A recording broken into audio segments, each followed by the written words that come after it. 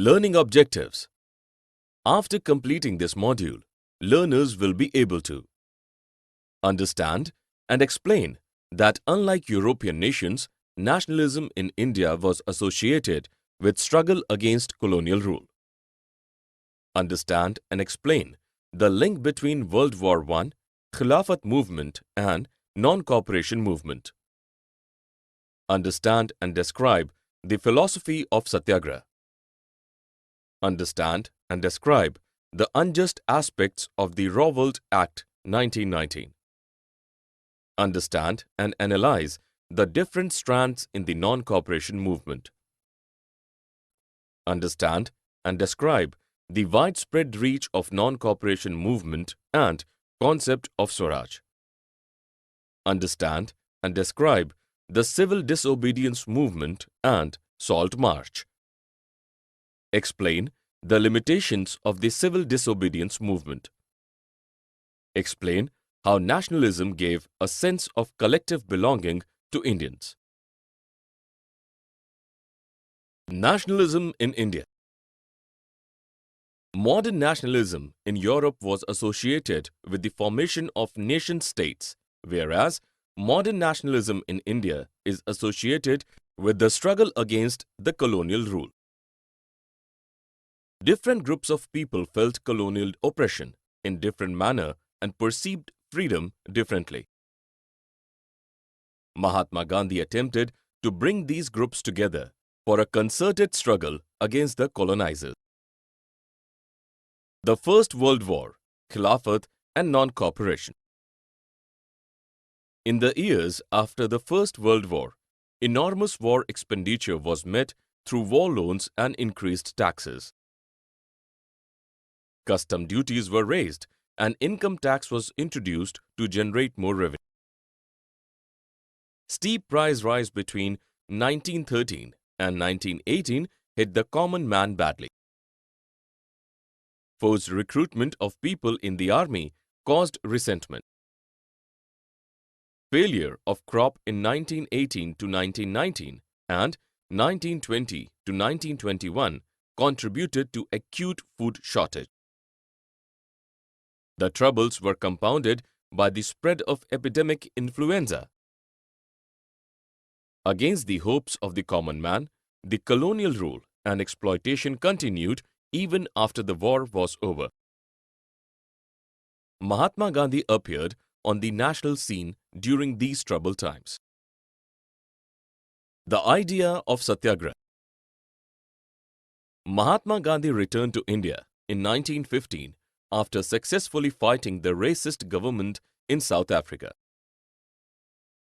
His tool of protest was Satyagraha, which emphasized on truth and non-violence. A Satyagrahi was supposed to protest peacefully and not resort to violence even when provoked. Using this tool, Mahatma Gandhi successfully organized Satyagraha movements in Champaran, Bihar, Kheda district, Gujarat, and amongst the mill workers in Ahmedabad, Gujarat. Rowlatt Act and Non-Cooperation Movement.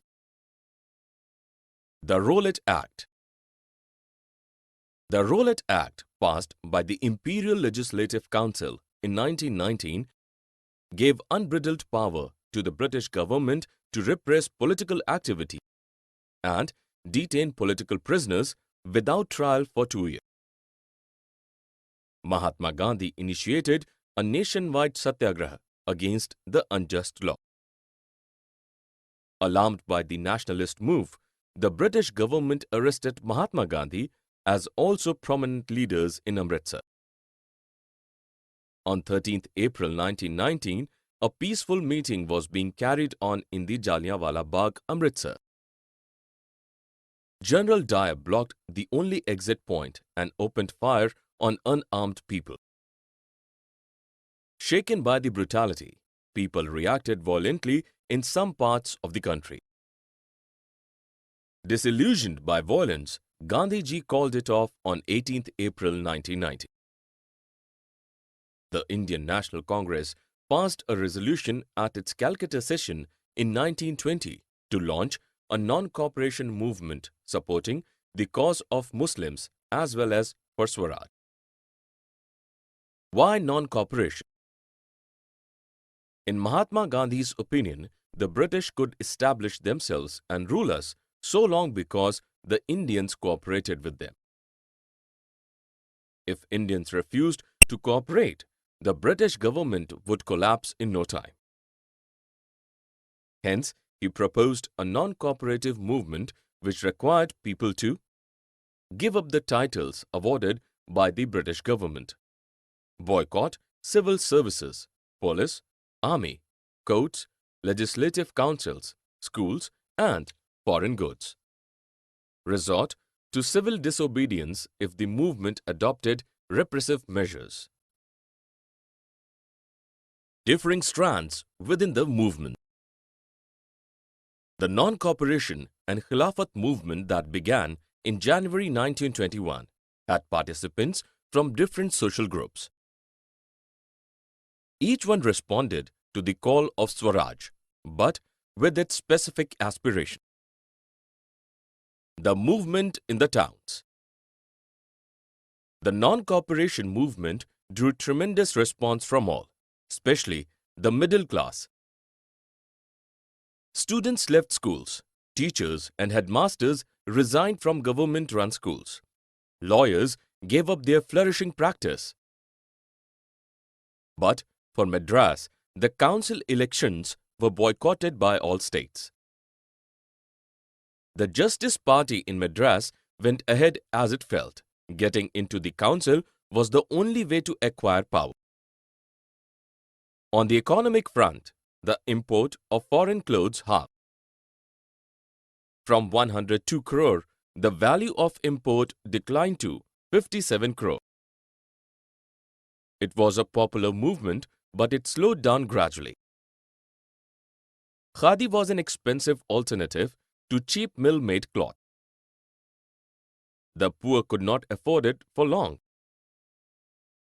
Similarly, to complete avoid British educational institutes, India needed its own setup of schools and colleges.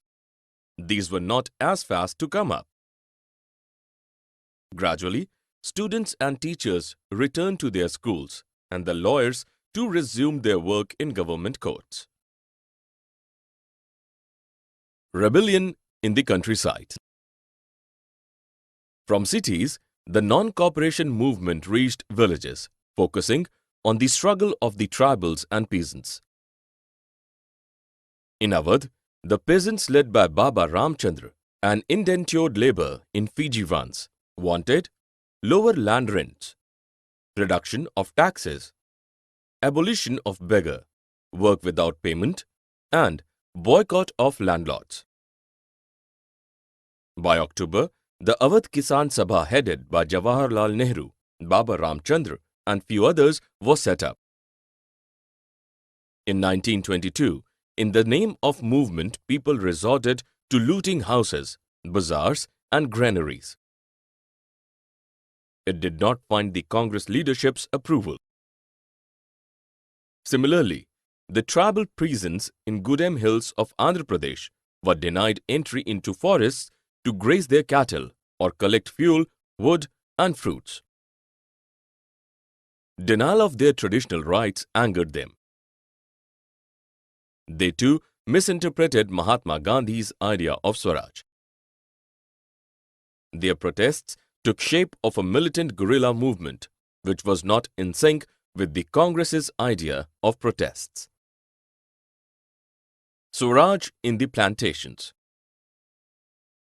Under the Inland Immigration Act of 1859, the plantation workers could not move out of the tea gardens without the authorities' permission, which was rarely granted. It severed the plantation workers' ties with the villages completely. They interpreted the non-cooperative movement in their context. They defied the authorities and headed for their hometowns.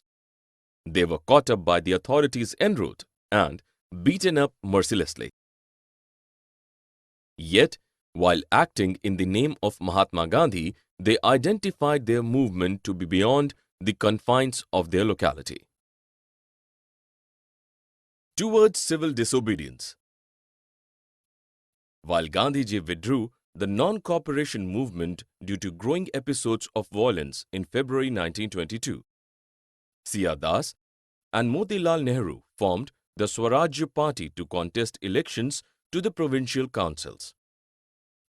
Towards late 1920s, the worldwide economic depression impacted India too. The peasants faced miseries due to high taxes and rents, falling demand for agricultural goods, and declining exports. During these turbulent times, a statutory commission under Sir John Simon visited India to ameliorate the constitutional system in India. The commission was greeted with the slogan, "Go back, Simon." To appease the political parties in 1929, Viceroy Lord Irwin offered Dominus status for India and roundtable conference to discuss the future constitution. Radicals Jawaharlal Nehru and Subhash Chandra Bose still pressed for Purna Swaraj or full independence. The Salt March and the Civil Disobedience Movement. Through a letter on 31st January 1930, Gandhiji demanded abolition of salt tax from Viceroy Irwin. He had warned that if the demands were not heeded to, a mass civil disobedience movement could be initiated. On 12th March 1930, Gandhiji commenced Dandi March, that is, Salt March, from Sabarmati Ashram. On 6th April 1930, he reached Dandi, Gujarat and violated the salt law for manufacturing salt from seawater. This was the beginning of the civil disobedience movement. The colonial government arrested most of the important leaders, including Mahatma Gandhi. It evoked violence against all British symbols.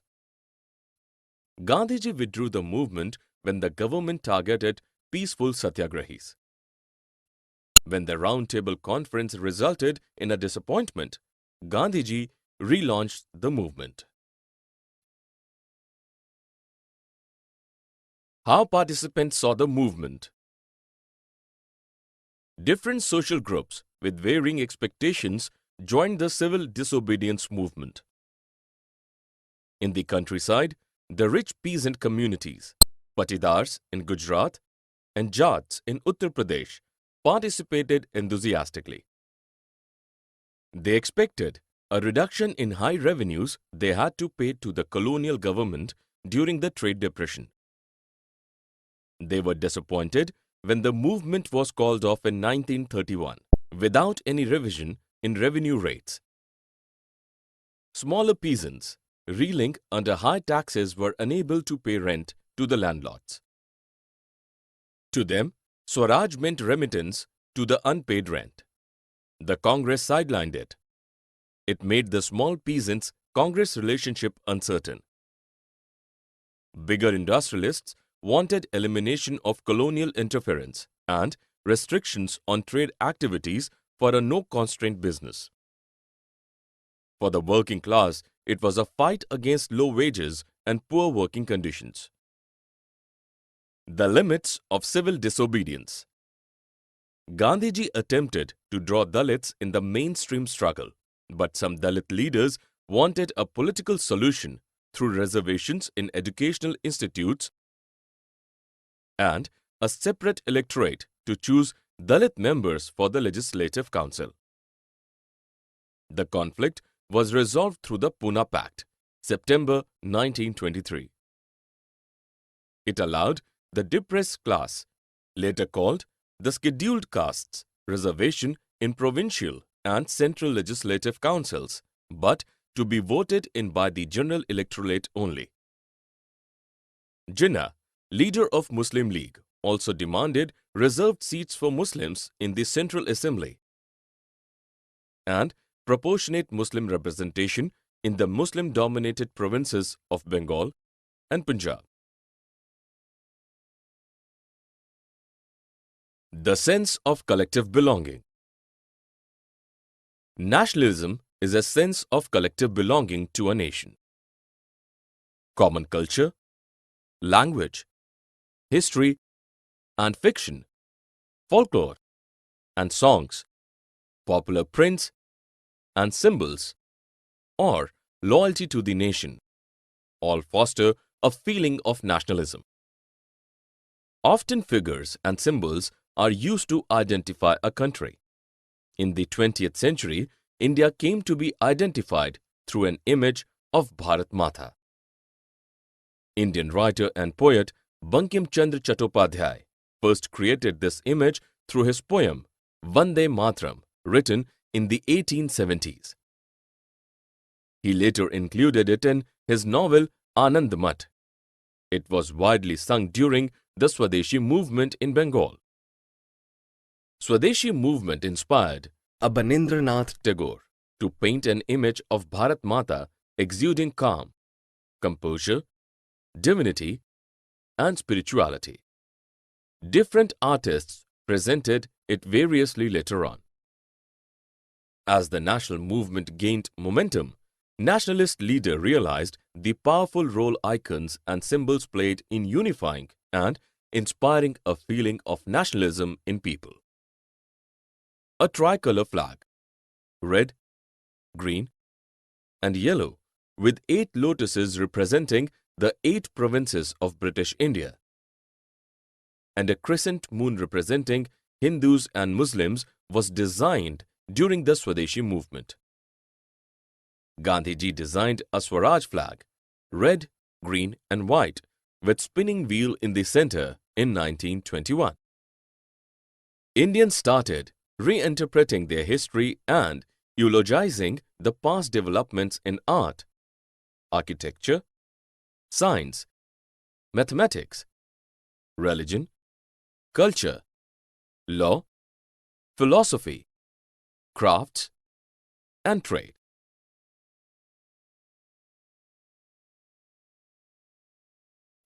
Summary.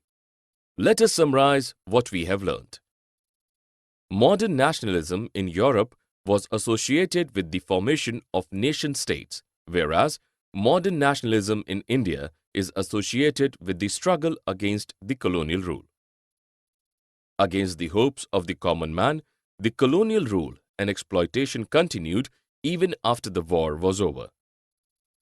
Mahatma Gandhi appeared on the national scene during these troubled times and introduced Satyagraha. The Rowlatt Act, passed by the Imperial Legislative Council in 1919, gave unbridled power to the British government to repress political activities and detain political prisoners without trial for 2 years. In Gandhiji's opinion, if Indians refused to cooperate, the British government would collapse in no time. Hence, he proposed a non-cooperative movement. Different social groups responding to the call of Swaraj had their specific aspirations. From cities, the non-cooperation movement reached villages, focusing on the struggles of the tribals, peasants, and plantation workers. On 12th March 1930, Gandhiji commenced Dandi March, that is, Salt March, from Sabarmati Ashram. On 6th April 1930, he reached Dandi in Gujarat and violated the salt law by manufacturing salt from seawater. Different social groups joined the civil disobedience movement with varying expectations. The civil disobedience movement also had some limitations. Nationalism is described as a scene of collective belonging to a nation. Icons